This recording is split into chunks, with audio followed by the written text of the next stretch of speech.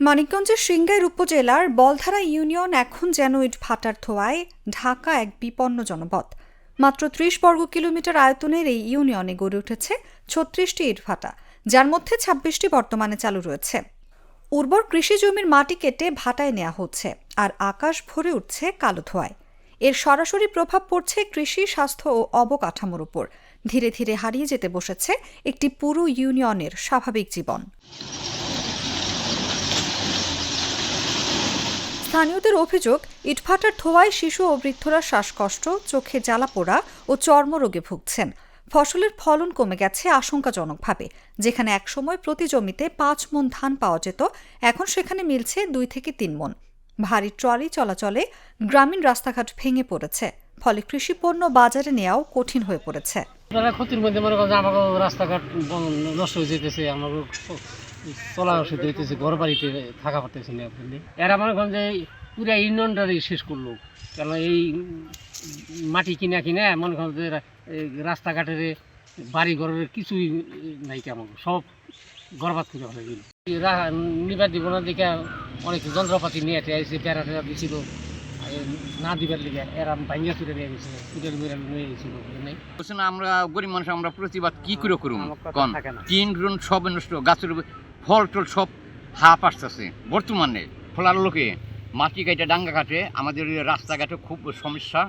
আর এবং ক্ষেত খোলারও ফসল আগে তো ৫ মণ হয়েছে ২.৫ মণ বা ৩ মণ। এ খোলাটা বন্ধ করে দিলে হলে খুব ভালো হইতো। বলধারা ইউনিয়নের বাসিন্দারা জানালেন, ইটভাটার কারণে পুরো ইউনিয়নের যোগাযোগ ব্যবস্থা ভেঙে গেছে।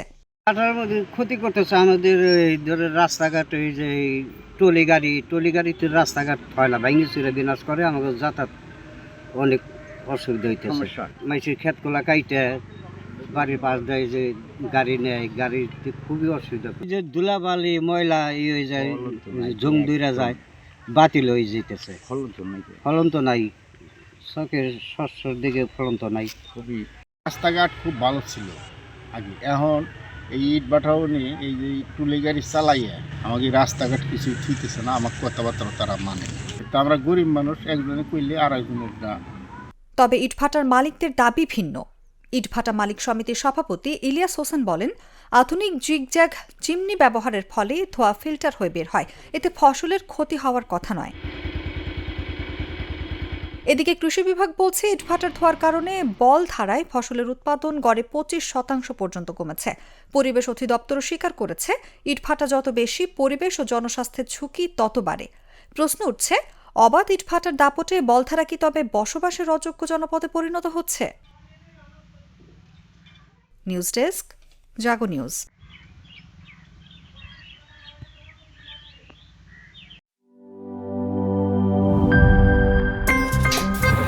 আমার একটা স্মার্ট সিদ্ধান্তে 25% গ্যাসের খরচ কমেছে। ভাবছেন কিভাবে?